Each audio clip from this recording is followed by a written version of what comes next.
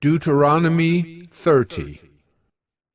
And when all these things come upon you, the blessing and the curse, which I have set before you, and you call them to mind among all the nations where the Lord your God has driven you, and return to the Lord your God, you and your children, and obey his voice in all that I command you today, with all your heart and with all your soul, then the Lord your God will restore your fortunes and have compassion on you. And he will gather you again from all the peoples where the Lord your God has scattered you. If your outcasts are in the uttermost parts of heaven, from there the Lord your God will gather you, and from there he will take you. And the Lord your God will bring you into the land that your fathers possessed, that you may possess it, and he will make you more prosperous and numerous than your fathers.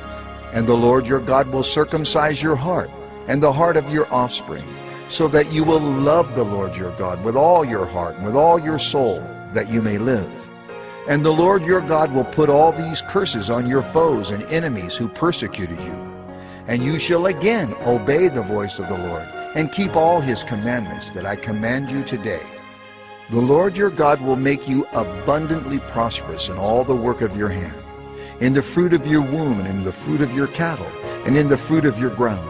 For the Lord will again take delight in prospering you, as he took delight in your fathers, when you obey the voice of the Lord your God, to keep his commandments and his statutes that are written in this book of the law. When you turn to the Lord your God with all your heart and with all your soul. For this commandment that I command you today is not too hard for you, neither is it far off. It is not in heaven that you should say, "Who will ascend to heaven for us and bring it to us, that we may hear it and do it?" Neither is it beyond the sea that you should say, "Who will go over the sea for us and bring it to us, that we may hear it and do it?" But the word is very near you. It is in your mouth and in your heart, so that you can do it. See, I have set before you today life and good, death and evil. If you obey the commandments of the Lord your God that I command you today, by loving the Lord your God, by walking in his ways, and by keeping his commandments and his statutes and his rules, then you shall live and multiply, and the Lord your God will bless you in the land that you are entering to take possession of it.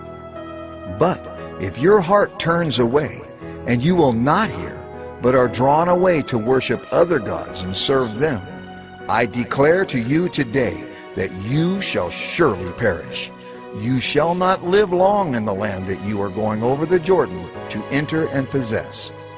I call heaven and earth to witness against you today, that I have set before you life and death, blessing and curse.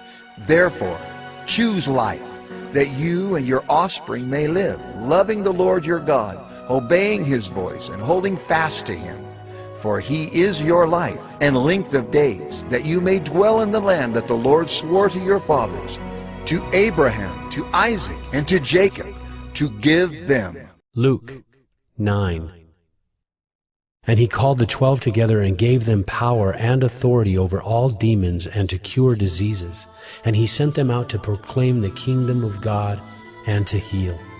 And he said to them, "Take nothing for your journey, no staff, nor bag, nor bread, nor money. And do not have 2 tunics. And whatever house you enter, stay there, and from there depart. And wherever they do not receive you, when you leave that town, shake off the dust from your feet as a testimony against them." And they departed and went through the villages, preaching the gospel and healing everywhere. Now Herod the Tetrarch heard about all that was happening, and he was perplexed, because it was said by some that John had been raised from the dead, by some that Elijah had appeared, and by others that one of the prophets of old had risen.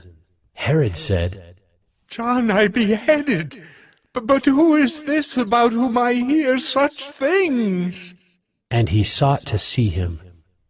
On their return, the apostles told him all that they had done. And he took them and withdrew apart to a town called Bethsaida. When the crowds learned it, they followed him, and he welcomed them and spoke to them of the kingdom of God, and cured those who had need of healing.